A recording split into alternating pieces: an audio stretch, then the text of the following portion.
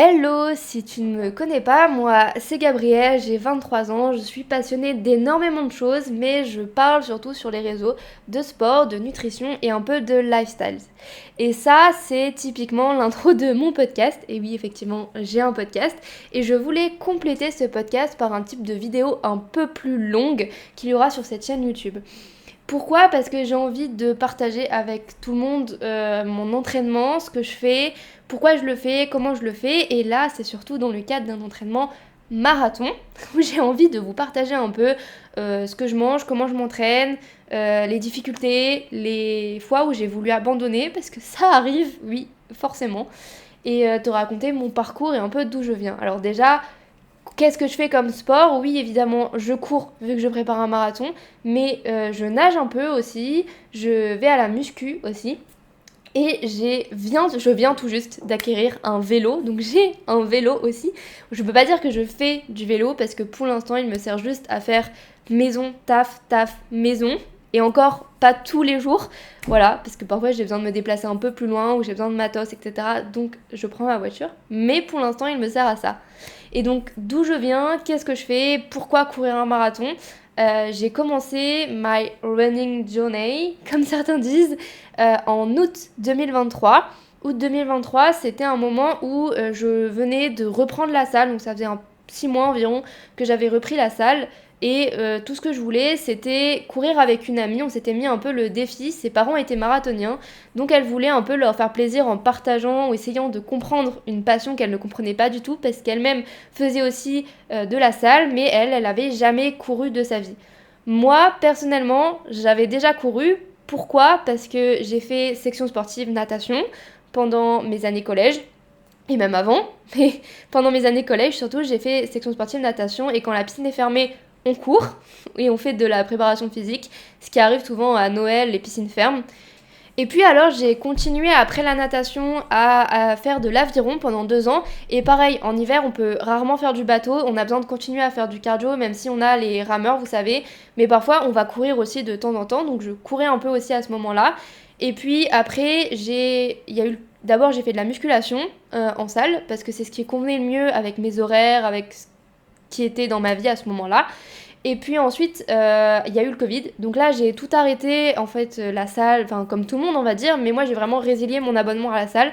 Et je faisais du sport un peu chez moi, du hit, j'avais des haltères, ce genre de choses. Donc je faisais un peu tout ça. Et puis je courais un peu de temps en temps. Peut-être 2 fois dans le mois, on va dire. Juste parce que j'avais envie de continuer à faire du sport, que j'étais en études sup, que je n'avais pas le temps. Et je savais pas trop quoi faire. J'ai eu un peu un ras-le-bol de la salle à ce moment-là. Ça faisait 2 3 ans que j'y allais. Et c'est pour ça que j'avais résilié aussi mon abonnement, j'en avais un peu marre. J'arrivais pas à faire bien ma pratique comme je le voulais, ça me passionnait plus autant qu'avant. Et du coup, j'avais arrêté la salle et je voulais quand même continuer à faire du sport, donc je courais de temps en temps quand j'avais le temps. Le problème étant que j'étais dans le nord, qu'il fait froid, qu'il faut du matos en fait pour courir, que je n'avais pas forcément. J'avais des vieilles baskets et c'était tout. Et donc après, comme j'ai dit, juste avant août 2023, à peu près 6 mois avant, j'ai repris la salle d'abord et je m'épanouissais un peu dans ma pratique parce que j'avais emmagasiné, même si je ne faisais plus de sport pendant 2 ans à peu près, j'ai quand même continué de regarder des contenus que j'aimais, des youtubeurs que j'aimais qui continuaient de faire du contenu sur la salle, sur la nutrition, tout ça. Et donc j'avais continué d'emmagasiner des connaissances et c'est à ce moment-là en fait j'ai pu tout remettre dans ma pratique et donc j'ai pu faire des programmes qui me convenaient un peu mieux qu'avant quand j'étais fin lycée, début études supérieures. Et donc je m'épanouissais totalement dans ma pratique, vraiment. Je suis pas le genre de personne qui va vous dire non mais je m'ennuyais totalement à la muscu et du coup j'ai commencé à courir. Non, ce qui me manquait juste à la muscu, c'était cette notion de à un moment T, on va faire une compétition et ça va rendre quelque chose. En fait, à ce moment-là, je savais pas que ça me manquait vraiment. C'est juste que je sais maintenant, avec l'expérience et les plus d'un an et demi où je cours, que c'est ce qui me manquait vraiment, c'était ça. J'aimais aller à la salle, c'était devenu un peu une habitude d'aller à la salle, de faire ma séance, de suivre, de mettre de plus en plus lourd, etc. J'aime vraiment ça, voir mes performances évoluer, voir des mouvements que je n'arrivais pas à faire, les faire, améliorer mes mouvements. Mais vraiment, ce que j'aimais, ce qui me manquait, c'était ça. C'était sur un moment, genre on s'entraîne vraiment pendant une grosse période de temps et à un moment T, en fait, tout se joue. Genre vraiment, c'est très stressant, je suis quelqu'un de très stressé et je pense que pendant un temps, ne pas faire de compétition, ça m'a vraiment aidé à juste être moi, à faire d'autres choses, à apprendre d'autres choses sur moi, à travailler avec moi-même. Vraiment, c'était quelque chose qui m'a permis d'avancer dans ma vie. Mais, je sais pas, c'était pas quelque chose enfin, ça m'a manqué au bout d'un moment, je pense. Et je pense que c'est ce qui a déclenché le fait d'aimer courir. Parce que donc j'ai commencé à courir en août 2023 à peu près. Le Run in Lyon à l'époque c'était début octobre, donc j'ai pas vraiment préparé sur un hyper grand plan, etc. Genre vraiment c'était un peu fait à l'arrache. J'ai fait toutes les erreurs de débutant possibles. Je courais trop vite sur chaque run, je faisais pas de fractionné, je courais de plus en plus vite, de plus en plus longtemps. Euh, j'ai eu des blessures, enfin pas des blessures mais des douleurs. Et quand j'avais une douleur, je m'arrêtais pendant quelques jours, puis quand elle était partie, je recommençais à courir. Je faisais très peu attention à la nutrition, enfin je sais qu'avant de courir, je mangeais quelque chose possiblement.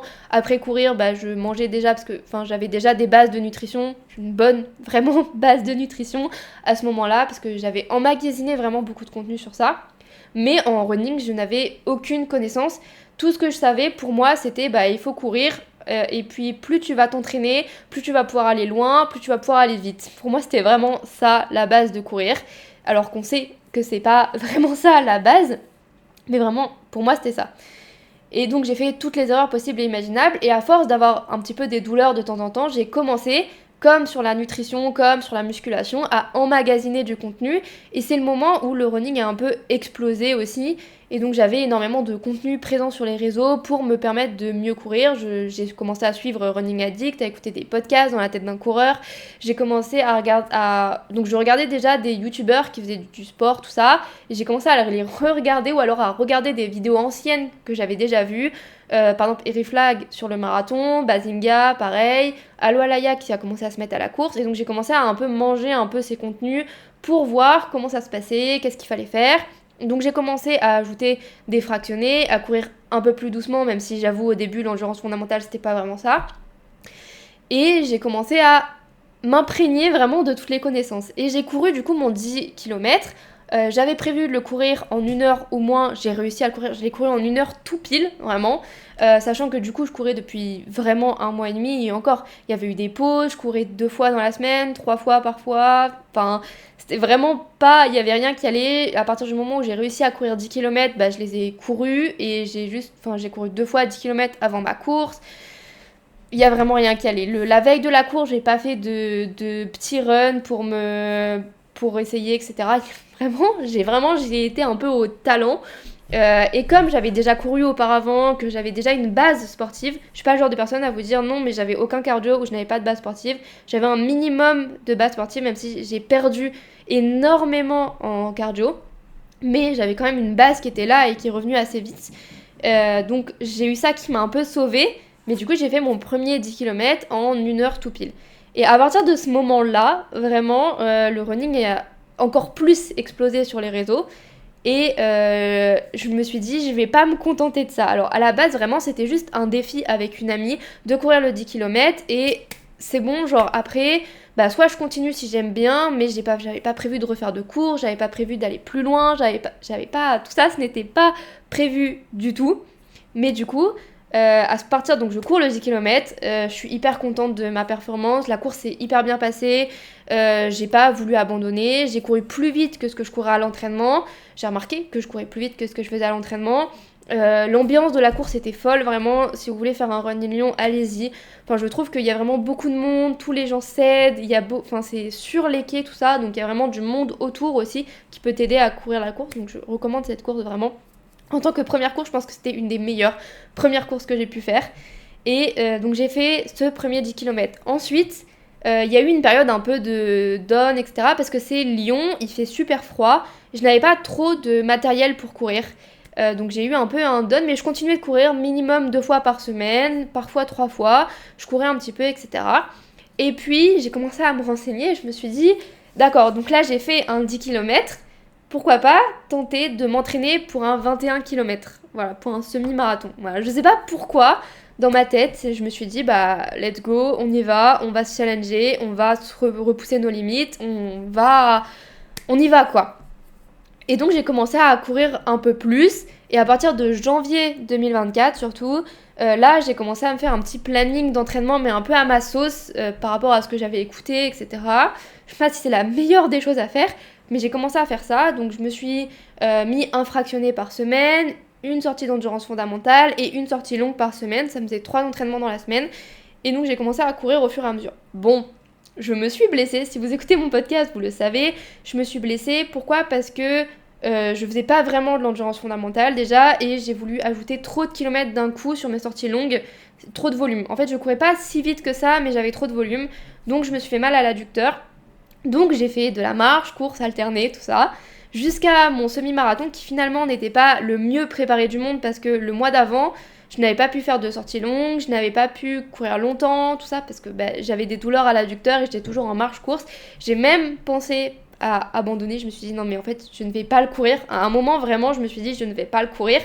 Et puis en fait ma situation s'est un peu améliorée, je me suis dit au pire je le cours. Et ce qui compte c'est de le finir, je m'en fous du temps. Genre au début je m'étais dit il faut absolument que je sois en dessous de 2,30. Voilà, je m'étais fixé ça. Et puis en fait, plus ça avançait, plus je me suis dit non, je veux juste courir ce semi-marathon, je veux juste vraiment le finir. Et tant pis si je fais plus de 2h30, c'est pas grave, c'est vraiment, on s'en fout. Et je l'ai couru en 2h11. Donc j'ai été hyper surprise, j'ai pas eu de douleur. La nutrition s'est plutôt bien passée, même s'il y a eu à la fin quelques crampes d'estomac, on va pas se le cacher. Pour quelqu'un qui le mois d'avant n'avait pas mangé du tout de gel, même si avant j'en avais mangé, j'ai cru que ça allait jamais passer, mais c'est passé. Et donc voilà, et donc à partir de ce moment-là, à partir du 21 km, je me suis dit non mais maintenant il me faut un vrai plan d'entraînement. Et donc j'ai pris l'application KeepRun Pacer. Et au début, j'ai mis maintien, amélioration des performances. Je sais même pas si ça existait déjà à l'époque. Mais à partir du moment où j'avais couru mon 21 km, je me suis dit, je veux courir un marathon. Vraiment, c'était dans ma tête déjà depuis avant le 21 km, où je m'étais dit, c'est juste une étape, le 21, le semi, et après, je vais courir un marathon. Et donc, là, dans ma tête, c'était, je vais courir un marathon. Mais comme je venais de me blesser, je me suis dit non mais on va ralentir. En fait on a le temps pour courir le marathon, on va pas le courir dans l'année, ça sert à rien. On va plutôt viser un marathon en 2025 parce que ça me laissera du temps. Parce que là ça faisait presque moins de 6 mois en fait que je courais et que j'avais couru un semi, enfin non un peu plus de 6 mois du coup parce que août et je l'ai couru en avril-mai mon semi. Donc ça m'a laissé quand même du temps pour courir etc, pour habituer mon corps à la course. Mais je me suis dit non, je veux plus m'améliorer, je veux améliorer ma vitesse surtout parce que je suis quelqu'un qui court assez doucement.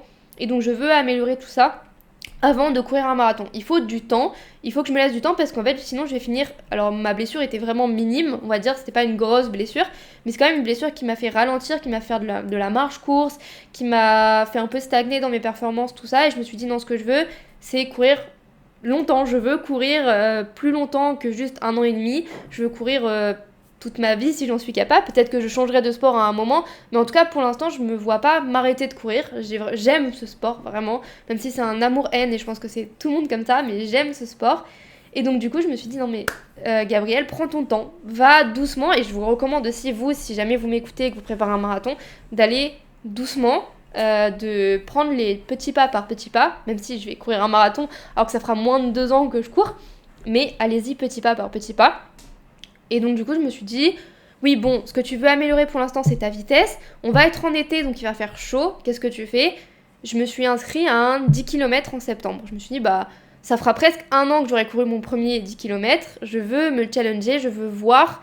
Bon, spoiler alert, c'est pas très très bien passé. C'est le Memo Run. Ça dépend ce que vous aimez, mais la veille, il avait plu. Donc il y avait de la boue déjà, donc c'était un peu galère. Enfin, j'ai pas des chaussures de trail, personne n'avait des chaussures de trail, c'est un 10 km de vitesse sur plat, donc personne n'avait prévu ça. Donc un peu de boue, un peu galère, le départ un peu galère, tout ça. Et puis la veille, j'avais mal fait ma nutrition, enfin il y avait rien qui allait, j'étais fatiguée, j'avais mal dormi. Selon ma montre, je l'ai couru en 55 minutes 29, quelque chose comme ça. Selon le chrono officiel, en 57 et quelques. Et donc du coup, vu le chrono officiel, le chrono de ma montre, j'étais fière. Le chrono officiel, j'étais pas fière. Du coup, je ne sais pas lequel des deux croire. Je pense que c'est un milieu des deux parce que j'ai couru plus que 10 km parce que il y avait de la boue, tout ça. Donc on a dû faire pas mal de zigzags. Il y a des gens qui sont partis dans ma file alors qu'ils couraient beaucoup plus doucement. Du coup, fallait les dépasser, tout ça. Enfin, un peu compliqué. Il faut toujours dépasser des gens. De toute façon, j'ai l'impression que personne se met dans sa bonne file. Donc voilà. Mais c'est pas hyper bien passé, sachant que sur ma prépa, donc j'ai utilisé Keep Pacer et j'ai eu des douleurs au mollet plusieurs fois, des douleurs assez récalcitrantes qui m'empêchaient pas totalement de courir, mais qui étaient là. Et donc Keep Pacer, je peux le conseiller, mais je trouve qu'il va un peu trop vite sur les fractionnés, les trucs de vitesse. Ça va vraiment beaucoup trop vite et du coup c'est pas vraiment le top et c'est pas le meilleur quoi. Voilà. Et du coup pour le marathon, comme je m'étais dit donc le 10 km, ensuite je passe sur une prépa marathon. Je veux une prépa marathon assez longue. Donc je l'ai commencé en octobre-novembre pour fin mars. Je voulais une prépa longue pour me préparer correctement, ne pas avoir de douleur, ne pas me blesser. Enfin, ne pas avoir de douleur, voilà. Mais ne pas me blesser. Et donc je l'ai commencé à partir d'octobre-novembre de l'année 2024. Du coup, je vérifie, on est bien en 2025. Et voilà, donc c'est comme ça que ça s'est passé. Et j'ai utilisé Campus Coach. Je vous conseille vraiment Campus Coach parce que là, pour l'instant, je cours depuis novembre et j'ai pas raté d'entraînement à cause de blessures. Je ne me suis pas blessée. J'ai des douleurs forcément. Enfin, je pense que c'est naturel entre guillemets d'avoir des douleurs. Parfois un peu au mollet, parfois un peu au pied. Ça dépend de votre corps, de votre génétique, de comment vous êtes constitué. Mais maintenant, je fais la différence entre douleur et vraiment une blessure. Et j'ai des douleurs, mais je fais du renforcement à côté, je fais plein de choses à côté. Et donc, j'essaye de pas me blesser, je masse, etc. pour que les douleurs ne restent pas. Et j'essaye de bien placer mes entraînements dans la semaine aussi, c'est hyper important. Je vous conseille de bien placer vos entraînements dans la semaine en fonction de votre fatigue. Je sais pas, il y a des jours où vous êtes plus fatigué que d'autres parce que vous faites d'autres sports ou pour toute autre raison. Il y a aussi des jours de récupération à bien placer aussi. On peut pas courir 3 fois, enfin faire nos 4 séances, lundi, mardi, mercredi, jeudi et le reste repos. Il faut essayer de faire du repos entre ces séances. Bien placer ses endurances fondamentales par rapport à des sorties vitesse. C'est quelque chose à prendre en compte vraiment, je vous conseille fortement. Et prenez en compte votre vie à côté. Vraiment, vous avez une vie à côté, vous avez une vie sociale, vous avez une vie familiale, vous avez des gens à voir, vous avez le travail, le stress. Tout ça, c'est vraiment à prendre en compte. Le marathon, c'est vraiment un tout et prenez tout vraiment en compte. Et donc là, il me reste à peu près 2 mois et demi de prépa marathon. Donc ça, c'était ma première vidéo juste pour parler un peu de moi et de ce que je fais et de pourquoi je veux partager avec vous. Je sais que je pense, détester cette vidéo, ou même que dans pas longtemps, je vais la supprimer. Je sais même pas si elle sera postée, parce que voilà, c'est moi et que je suis hyper perfectionniste, mais je voulais faire une première vidéo qui est déjà assez longue, juste pour partager avec vous qui je suis, pourquoi je fais ça et dans quel contexte on est. Et donc voilà, je vous invite à vous abonner, à rejoindre mon podcast si jamais vous ne l'écoutez pas, ou rejoindre sur mon compte Insta où je partage plus au jour le jour. Mais en tout cas sur cette chaîne, il y aura des vlogs avec des astuces et je vais surtout parler de sport, de nutrition. On parlera peut-être un peu de lifestyle, de ce qu'est être une fille dans le sport aussi, très important. Et donc je partagerai un peu tout ça sur peut-être des formats vlog ou peut-être des formats vidéo comme ça en face cam où je partagerai avec vous pourquoi je fais ça, qu'est-ce qui se passe, qu'est-ce que je mange. Je sais que les gens qui préparent des marathons ont très envie aussi de savoir comment on s'entraîne, comment on mange, comment on dort, comment on allie d'autres sports à la préparation d'un marathon aussi, comment ça se passe.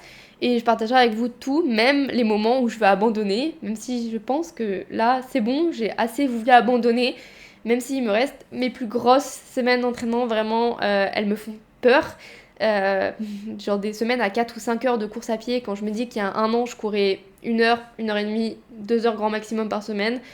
Mais je suis déjà à plus de 3 heures d'entraînement maintenant, donc ça devrait le faire. On va croiser les doigts et voilà. Donc voilà, si tu veux suivre mon quotidien, ma vie, mes entraînements, je t'invite à t'abonner et on se voit dans une prochaine vidéo.